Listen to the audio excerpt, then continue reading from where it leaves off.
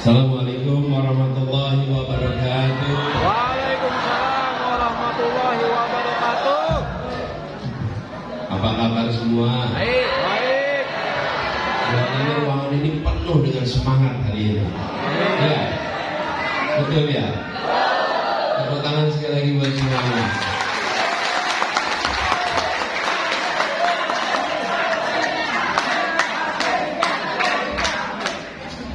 Yang saya hormati Presiden PKS Bapak Ahmad Saidu bersama Ibu. Yang saya hormati anggota DPR RI Dapil Bekasi sekaligus Bendum PKS Bapak Mahfud Abdurrahman. Juga yang saya hormati ini guru kita Ustazah Atifah Hasan. Yang saya hormati juga Bapak Siswadi Abdurrahim, Ketua Dewan Pembina dan Penasihat Persatuan Penyandang Disabilitas Indonesia. Bersama kami juga hadir ini Pak Surya Chandra dari Timnas Bidang Mengikuti Disabilitas. Lalu yang kami hormati Bapak Heri Koswara, Ketua DPD PKS Bekasi, dan yang kami hormati Bapak Furqon Hidayat, Ketua Rumah Al-Quran Braille Raba, ya. Rumah Al-Quran Braille sekaligus koordinator netra. Dan yang saya hormati juga Bapak Dr. Muhammad Fauzi, sahabat kita di sini. Terima kasih Fauzi. Dan semua saja yang mungkin tidak tersebutkan namanya, tapi tak mengurangi rasa hormat kepada semua yang hadir di sini.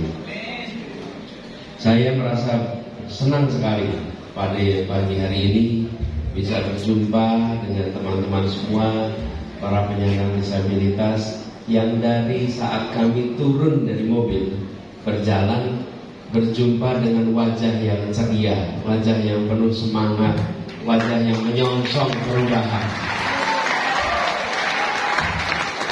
Kami merasakan sekali. Saya rasa semua yang jalan sama-sama tadi merasakan itu. Dan ini adalah satu suasana positif. Kita memang ingin menyongsong perubahan ini dengan sukacita, karena kita insya Allah akan membawa bersama-sama dalam sebuah gerakan untuk Indonesia adil makmur untuk semuanya. Jangan sampai adil makmur untuk sebagian, harus untuk semuanya. Dan di dalam ikhtiar melakukan perubahan ini, salah satu hal mendasar yang kita ingin kerjakan adalah memasukkan prinsip keadilan di dalam penyusunan kebijakan. Dan prinsip keadilan itu artinya juga prinsip kesetaraan dalam melakukan kebijakan-kebijakan. Dan bicara kesetaraan, itulah yang dibutuhkan oleh para penyandang disabilitas di seluruh Indonesia. Betul tidak? Kesetaraan. Yang dibutuhkan kesetaraan kesempatan, betul? Kesetaraan fasilitas, betul? Itu semua hal mendasar yang kalau itu dikerjakan, kami yakin potensi yang dimiliki akan berkembang dan akan bisa memberikan manfaat bagi dirinya, bagi keluarganya, dan bagi masyarakat. Jadi komitmen ini seperti tadi disampaikan oleh Pak Saiful, ketika kami bertugas di Jakarta juga sudah dimulai. Bahkan kami sampaikan kemarin, begitu bicara kesetaraan, fokus perhatian berikan pada 4 kelompok paling rentan. Kalau 4 kelompok paling rentan ini dibela, difasilitasi, insya Allah yang lain dapat. Siapa mereka? 1, penyandang disabilitas. Ya. 2, lansia. Betul? Lansia. 3, anak-anak. Anak-anak. 4 adalah perempuan, khususnya ibu hamil. Begitu 4 ini dapat perhatian serius, maka seluruh unsur masyarakat lain insya Allah akan aman. Aminnya boleh yang keras. Jadi kita sering merasa kalau kita bicara seluruh populasi aman, bukan. Bicarakan empat ini diberikan fasilitas setara, seolah yang lain akan mendapatkannya. Nah,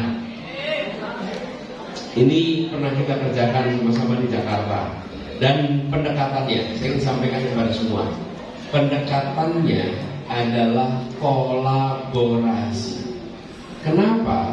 Karena yang paling tahu tentang kebutuhan bukannya pemerintah, tapi kelompok 4 ini yang paling tahu. Penyandang disabilitas itu yang paling tahu apa yang sesungguhnya dibutuhkan sehingga terjadi kesetaraan. Betul tidak?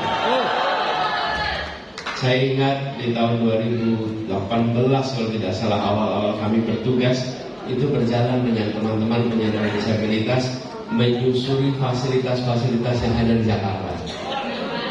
Wah, itu ketika menyusuri fasilitas dengan membawa jajaran TKI yang ngurusin trotoar, yang mengurusi kendaraan umum, diajak jalan sama-sama. Dan ketika jalan sama-sama, semua merasakan betapa repotnya yang harus dilewati oleh para penyandang disabilitas ketika negara tidak memikirkan fasilitas dari fase rancangan.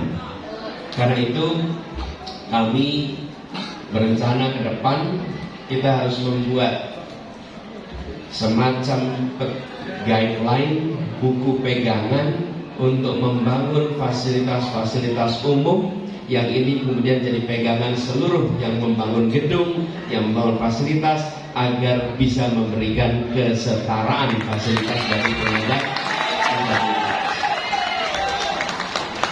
Buku kode itu kami sempat kumpulkan. Apa yang terjadi? Di beberapa kota besar dunia sudah memiliki pegangan itu. Begitu itu dibuat, tidak bisa di level kota, harus dibuat di level nasional. Sehingga semua fasilitas yang dibangun yang baru harus mengikuti pegangan ini. Yang lama secara bertahap dikoreksi, tapi yang baru harus mengikuti. Supaya apa? Supaya ada kesetaraan di dalam pemberian fasilitas. Nah, ini bagian-bagian yang nanti harus melibatkan teman-teman penyandang disabilitas. Lalu kami ingat pas lagi di sana itu salah satu masalahnya adalah teman-teman ini membutuhkan kesetaraan kesempatan kerja. Betul tidak? Salah satu yang paling direpotkan adalah mencari pekerjaan. Karena itu kalau kemarin di Jakarta kami sudah langsung mulai. Setiap rekrutmen pegawai di DKI Jakarta minimal 1% untuk penyandang disabilitas. Minimal 1%. Dan dengan minimal 1% itu maka terjadi rekrutmen, dan ketika mereka bekerja harus mendapatkan fasilitas sesuai dengan kebutuhannya. Bahkan bukan hanya terkait perkantoran, Ibu sekalian, ada hal yang unik di Jakarta. Jakarta itu ada kebijakan ganjil genap untuk kendaraan bermotor. Ingat ya? Nah, bagi penyandang disabilitas yang mobilnya satu, kalau ganjil genap dia tidak bisa lewat. Betul tidak? Karena itulah kemudian di Jakarta disiapkan tanda khusus bagi mobil-mobil penyandang disabilitas sehingga mereka tidak terkena kebijakan. Jadi sekalian saya bisa ceritakan banyak, tapi poinnya begini.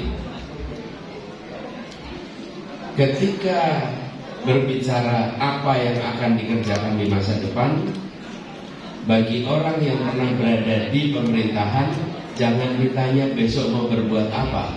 Tanyakan kemarin sudah berbuat apa terkait penyandang disabilitas.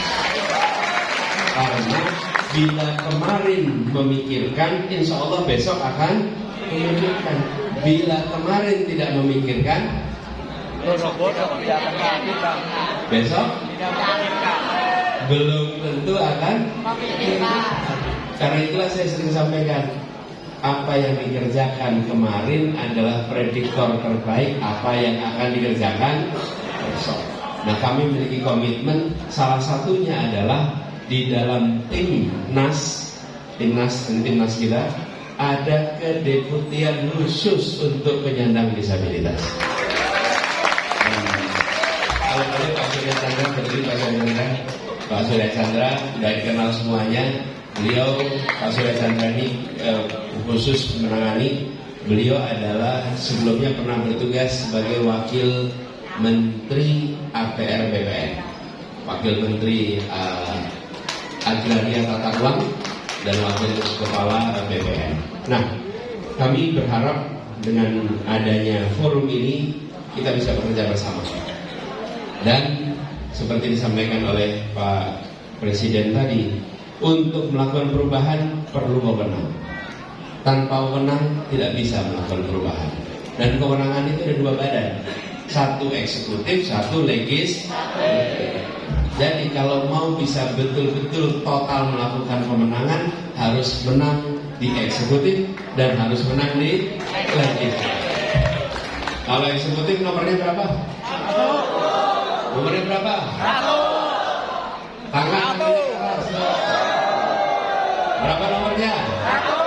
Berapa nomornya? Namanya siapa? Jangan amin. Namanya wakilnya. Kita bukan amin, Muhammad. Nanti kalau kita bilang amin itu pada nyari di kotak suara. Mana si amin itu? Namanya Anies, wakilnya. Singkatannya nomornya berapa? Partainya apa?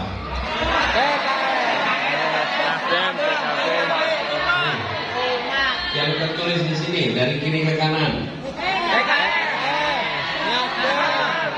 PKS, Nasdem, PKB, Umat. Yuk bareng-bareng.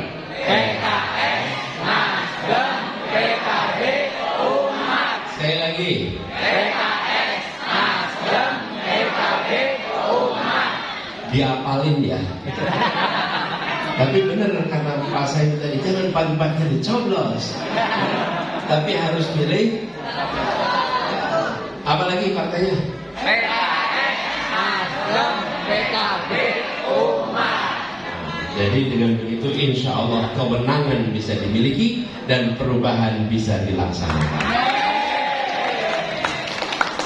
Teman-teman penyandang disabilitas yang saya hormati, saya ingin sampaikan rasa hormat kepada teman-teman semua yang telah memilih menjadi bagian dari gerakan perubahan ini. Kita tidak mungkin melakukan perubahan tanpa kita mengikhtiarkan. Karena itu saya mengajak kepada semua teman-teman para penyandang disabilitas, jangkau semua, kirimkan pesan bahwa kami serius untuk melakukan perubahan, kami serius tentang soal kesetaraan, dan ini membutuhkan dukungan dari semua. Siap berjuang bersama? Siap menjangkau semua? Siap untuk jangkau tetangga? Jangkau semuanya. Karena ini tidak bisa terjadi kalau kita hanya duduk diam. Betul? Jangkau semua. Insya Allah nanti kita bisa dorong perubahan. Ya. Demikian sambutan dari kami. Terima kasih. Assalamualaikum warahmatullahi wabarakatuh.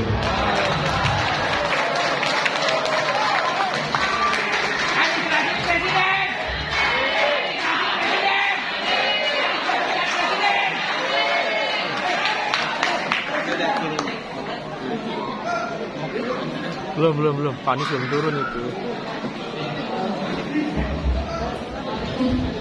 Waalaikumsalam warahmatullahi wabarakatuh. Pak Anies, mohon berkenan tetap di podium karena kita akan lanjutkan dengan sesi tanya jawab dengan perwakilan disabilitas. Baik, barusan dibisikin cuma boleh dua nih Pak. Tapi kita boleh pakai sedikit pantun ya Pak? Boleh. Ya. Jadi kalau saya bacakan pantunnya bilang cakep ya Bapak Ibu? Oh amin bilangnya katanya bukan cakep. Oke. Baik. Buah kecapi rasanya manis. Anies? Amin. Jangan dimakan dengan bijinya. Amin. Mumpung sudah ada Pak Anies, amin, mari kita lanjut bertanya. Amin. Baik, tadi sudah ada 2 orang ya yang ingin bertanya. 1 orang di sebelah situ. Baik, 1. Kemudian satunya lagi, saya cuma boleh 1 lagi nih. Tadi ini dengan disabilitas apa? Tuli? Tuli, berarti yang 1 lagi jangan tuli, daksa atau netra. Kursi roda tuh. Iya. Itu kursi roda tuh. Daksa tuh. Daksa tuh. Ini boleh tuh yang laki-laki, yang tadi udah perempuan, satunya laki-laki, 1 lagi yang daksa. Buat cadangan ya. Cadangan ya. Boleh yang di sebelah sini, Ya, 3 orang, tapi kita lihat waktunya. Baik, langsung saja bertanya, nanti dijawab sekaligus oleh Pak Anies begitu sudah selesai. Baik, minta tolong dibantu. Mungkin JBD-nya langsung mengisyaratkan. Oh, dari yang netra dulu. Tuli dulu.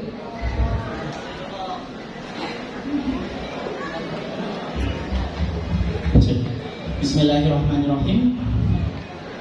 Assalamualaikum warahmatullahi wabarakatuh. Perkenalkan, nama saya adalah Nia, dan saya juga jabatan di PPPK di salah satu kementerian. Saat ini saya mewakili salah satu disabilitas, dan saya izin bertanya. Di Indonesia ini memang banyak sekali beberapa peraturan, pokoknya sangat banyak sekali jumlahnya.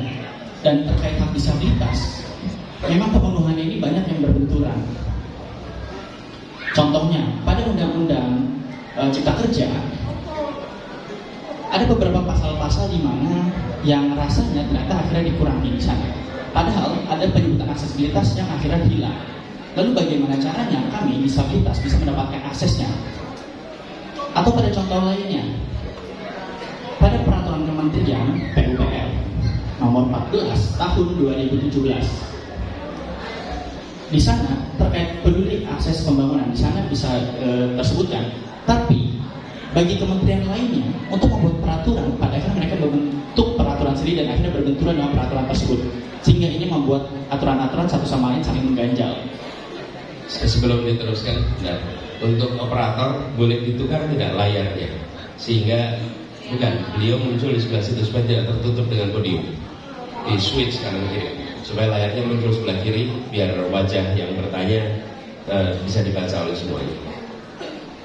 Dan apa? Anda di situ aja dapat, kameranya aja tidak ada ini, layarnya ditukar. Ya, silakan diteruskan. Lanjut langsung.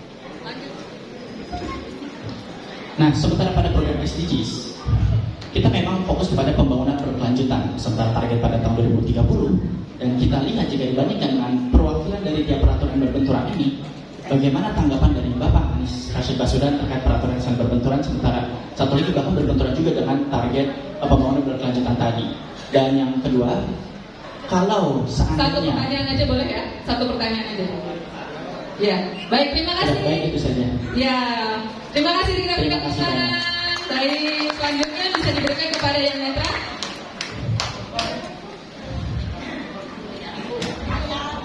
Ya, langsung bertanya, satu pertanyaan singkat ya, Mas. Siap. Jadi tidak ada pertanyaan baik dan buruk, yang ada panjang atau pendek. Ya, langsung saja ya, Pak Anies. Assalamualaikum warahmatullahi wabarakatuh. Salam sejahtera untuk kita semua. Saya Fadli dulu. Ada poin yang mungkin menjadi catatan ketika sektor formal kesempatan kerja itu tidak diberikan kepada netra.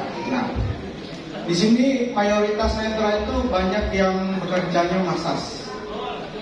Kemudian pedagang, dagangnya itu dagang UMKM.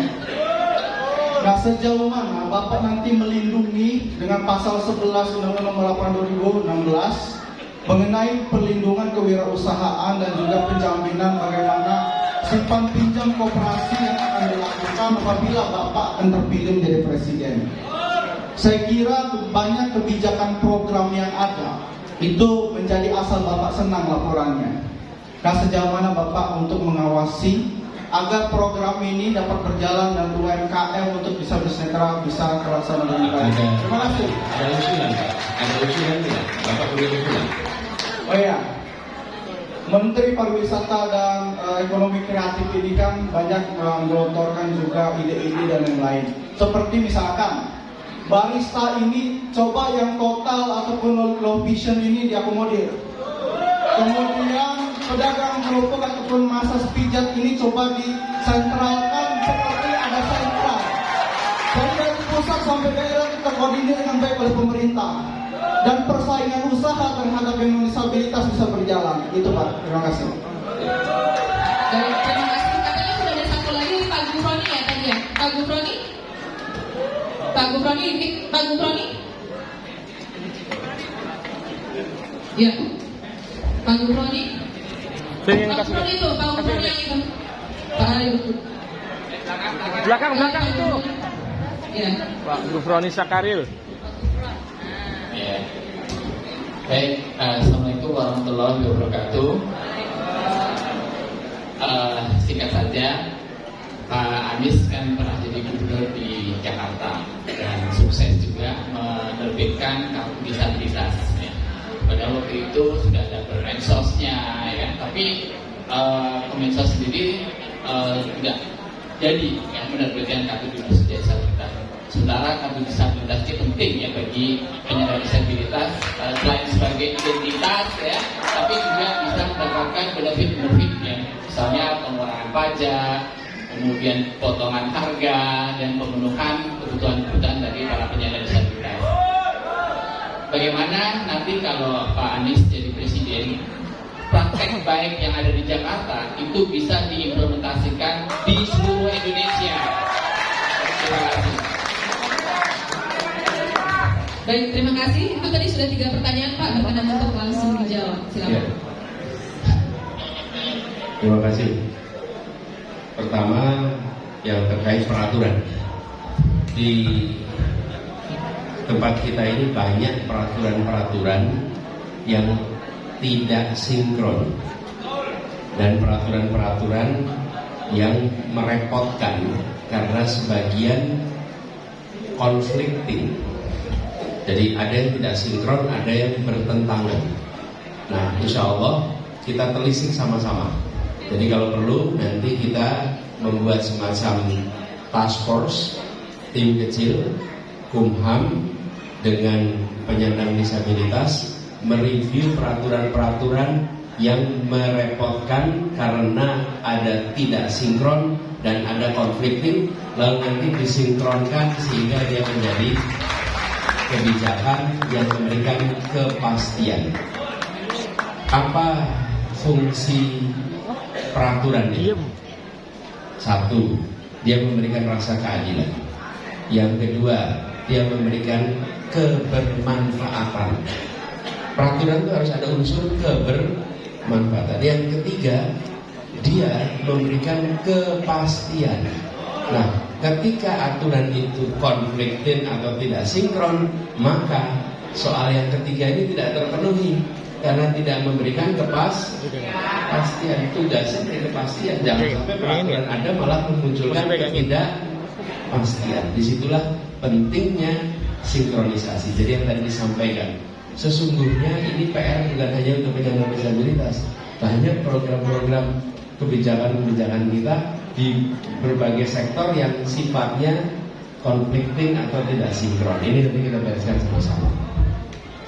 Nah, tadi saya katakan di awal soal partisipasi, pendekatannya kolaborasi. Jadi penanya kedua tadi namanya siapa tadi? Fajri tadi saya sampaikan usulannya apa. Kenapa saya tanya usulannya apa? Karena solusi yang diberikan tidak boleh solusi dari pemegang kewenangan. Betul tidak?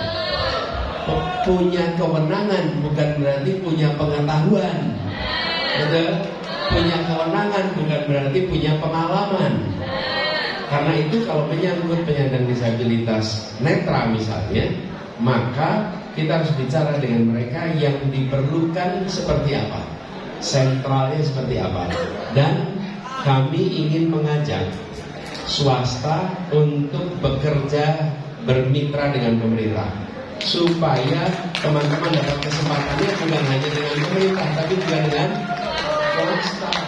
Dan saya sering sekali Pak ketika bertugas di Jakarta bertemu dengan perusahaan-perusahaan yang ingin membantu penyandang disabilitas tapi tidak tahu caranya seperti apa. Kalau kita buat kemitraannya dan ada badannya, maka siapapun yang berminat membantu tinggal koordinasi ke sini bisa difasilitasi. Begitu ya. Yang ketiga tadi, insya Allah program-program untuk penyandang disabilitas di Jakarta yang dirasakan baik, yang dirasakan bermanfaat, itu akan kita tingkatkan untuk dilaksanakan di tingkat nasional. Jadi misalnya tadi tentang kartu KPDJ. Karena kartu disabilitas ini namanya KPDJ, kartu penyandang disabilitas, yang ada bantuan tunai, ada subsidi pangan, dan kartu itu membuat mereka bisa mengakses transportasi umum secara gratis. Jadi ini sesuatu yang insya Allah kita ingin kerjakan di tingkat nasional. Kemudian alat bantu bagi penyandang disabilitas. Alat bantu inilah kenapa kemitraan dengan swasta itu penting, karena banyak juga yang mau terlibat di sini. Dan kemudian tempat tinggal, program-program perumahan yang ramah dengan disabilitas. Nah, kami melihat nanti dibahas bersama dengan tim, mungkin perlu ada terkait dengan persiapan untuk mendapatkan pekerjaan, agar di dalam proses rekrutmen, proses seleksi penyandang disabilitas ada proses persiapannya supaya bisa melewati proses rekrutmen dengan baik. Begitu ya. Mudah-mudahan menjawab semuanya. Waktu kita tidak panjang, tapi insya Allah perjuangan kita akan bisa mengantar pada keberhasilan nanti, ya. Terima kasih buat semuanya. Saya kembalikan kepada moderator. Terima kasih, tepuk tangan buat semuanya nih.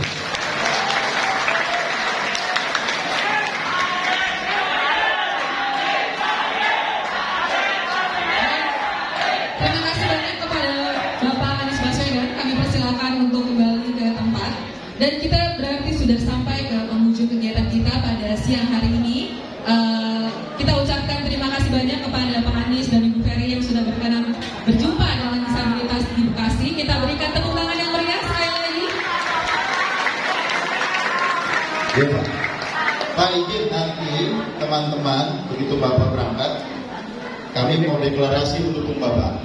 Jadi nanti setelah Pak Presiden pergi, kita di sini sejenak karena kita akan bacakan deklarasi dukungan, dan ini akan menjadi kerja dan ikhtiar kita semua. Terima kasih Pak. Terima kasih banyak.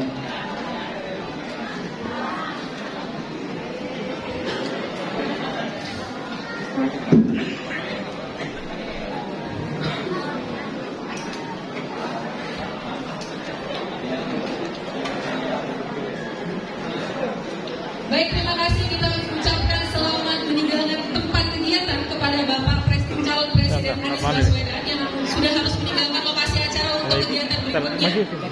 Kita ucapkan terima kasih atas kesempatan yang diberikan. Kita semua mendapatkan Nih istri. kesempatan untuk berdialog dan mendengarkan. Saya wawancara ibu di peresmian halte busway. Ada.